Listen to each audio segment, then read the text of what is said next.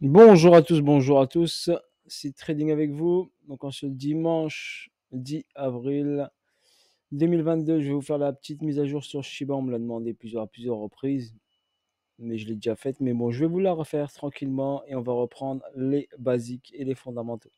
Comme ça fera une petite révision. Donc hop, j'ai ici donc le cours de Shiba face au USDT. Je trace mon plus bas, mon plus haut, mon Fibo, ma ligne des 50, mon repère, Premium, Discount. D'accord? Aussi simple que ça. Zone premium au-dessus des 50, zone discount en dessous des 50. On constate quoi sur le prix ici? Que le prix ici a fait un ATH, est venu retracer, est reparti ici sur un ATH et on est sur un retracement. D'accord? Le retracement ici, juste pour regarder ici, pour vous montrer par rapport à ce retracement-là, donc ce plus bas et ce plus haut, on va juste checker ici et je vais mettre en logarithmique pour mieux le voir. À combien il a retracé. Donc par rapport à sa première ATH, juste pour avoir un repère de retracement pour notre Shiba. Parce que des fois, le cours, des fois, il répète la même chose. Donc on va mettre ici note 78.6, note 88.6. Et on va voir notre Shiba, il a corrigé jusqu'au 88.6. Donc la première fois que le Shiba a fait un ATH, donc il a corrigé au 88.6. Donc ça nous donne un repère sur cet actif. Donc on sait que la première fois qu'il a corrigé, il a corrigé de 88,6%. 88,6%. Donc on remarque bien ici, hop, le plus haut était là, le plus bas était là. On constate bien que ce plus bas est venu titiller la zone des 88.6 pile poil et ensuite le prix est reparti. Donc si on extrapole sur cette zone là, on a quoi? On va partir ici de ce plus haut et ce démarrage du prix ici. Voilà. On regarde quoi? On constate quoi? On constate donc un retracement, le 78. Le 88.6, donc n'a pas encore été atteint. Donc sur le plus bas créé ici et le plus haut créé ici. Donc on constate bien ici qu'on est sur le 78.6, on est passé en dessous ici. On est presque arrivé au 88.6, mais 88.6 n'a pas été tiré. Le prix du 88.6, c'est, on va décaler ça comme ça, hop, comme ça on va plus voir, comme ça, hop, je vais zoomer et vous allez pouvoir voir le prix du 88.6. Il est de 14,78, donc 14,78,4. Ok? Donc 14,78,4, notre 88.6. Ce qui correspondrait ici, notre 88.6, à cette petite ellipse que j'ai marquée ici. Donc on va enlever ce Fibonacci. Donc 88.6 correspondrait ici. Donc là, j'ai un déséquilibre de marché. Donc ici, j'ai un déséquilibre. Donc si je trace ici ce point de déséquilibre là, je vais le mettre en jaune, comme ça vous allez pouvoir le voir. Voilà, ce petit point de déséquilibre qui est à 13,489. Donc, Shiba, ici, la zone de rechargement, 78.6 daily weekly. On est arrivé sur 78.6. Vous remarquez bien que cette zone-là est venue sur cette zone de rechargement. Donc, logiquement, si j'achète du Shiba, logiquement, je suis en zone de rechargement idéale. Je peux charger du Shiba à 78.6 et bien sûr mettre ça en spot, mais pas en futur, ok, pour pas prendre de risque. Car s'il divise vers le bas, vous ne serez pas impacté. D'accord? N'oubliez pas ça. Stratégiquement, utilisez le mode spot. Il n'y a pas de risque. Vous ne perdrez pas votre argent.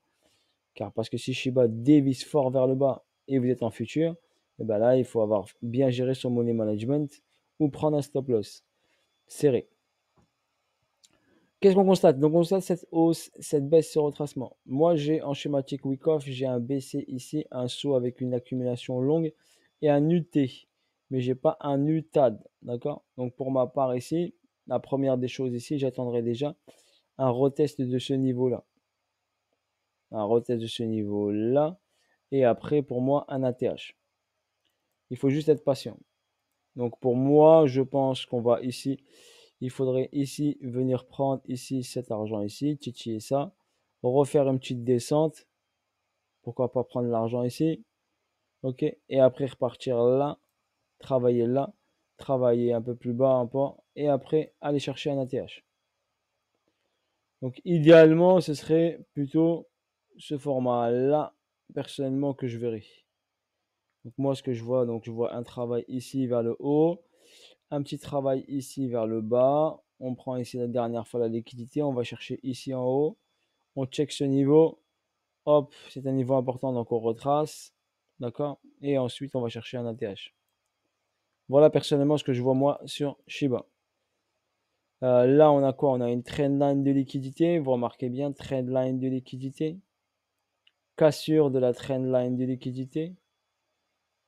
D'accord? C'est pour ça que je vous dis, on peut avoir ici une hausse et hop, piéger un peu tout le monde acheteur, faire une dernière baisse et repartir. Ok? Mais en tout cas, cette zone d'achat est pas mal. Donc, regardez bien ici, on est dans la zone entre 61,8 et 78,6. C'est sûr que l'idéal, ce serait sous les 78,6. On est venu la titiller une fois ici. Si on n'est pas rentré ici, et ben vous avez une zone ici intéressante et vous pouvez faire du DCA dessus. Voilà, en ce qui concerne Shiba, personnellement, voilà ce que je vois. Si je vais en H1 sur la partie H1 ici, donc on a créé ici ce niveau-là. Donc ici, le plus bas a été créé juste avant cette trendline de liquidité, juste pour vous repérer un petit peu. Donc on a ici ce plus bas qui a été créé donc juste avant cette trendline de liquidité. Donc là, on a eu cassure de la trendline là avec force. Donc accélération haussière, liquidité ici. Hop, on vient la chercher. On crée un sommet ici. Donc ce sommet qui est créé, donc qu'est-ce que j'ai là? Donc j'ai une accélération haussière et un arrêt de la tendance. Et j'ai un retracement. Donc là, je peux avoir ici, par exemple, un BC, un AR, un ST, un saut. Et on va les chercher au-dessus ici. C'est pour ça que je vous dis, il risque de venir sur cette zone-là, voire au-dessus. Donc moi, personnellement, je le verrai bien sûr, prendre l'argent de ce niveau-là, titiller une première fois la zone ici, pourquoi pas la casser, mais après, je le vois bien descendre ou retester. Donc soit on reteste le niveau là, et pour moi, on s'arrête au 19, on va dire, allez, on va arrondir à 19, 30, 19, 19,83.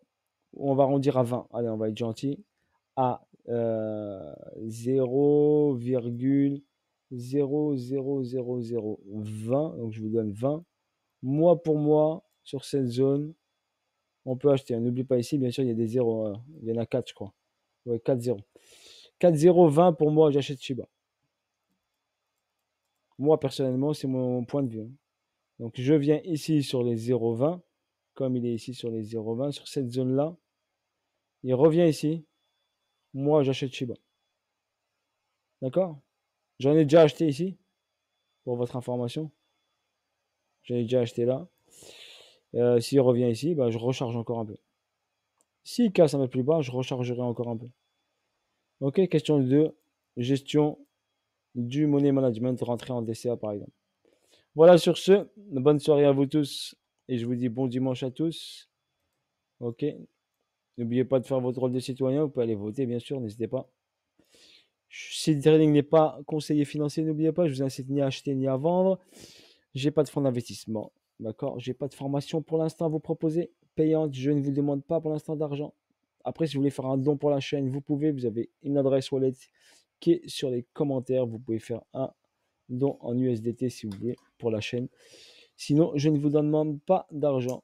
Ok, voilà, bisous à tous, force à vous tous la famille et à bientôt pour de nouvelles vidéos et de nouvelles aventures. Là, j'ai une petite pause. Je vous ai fait cette petite vidéo et on se retrouvera dans la soirée, je pense. Salut, salut à tous.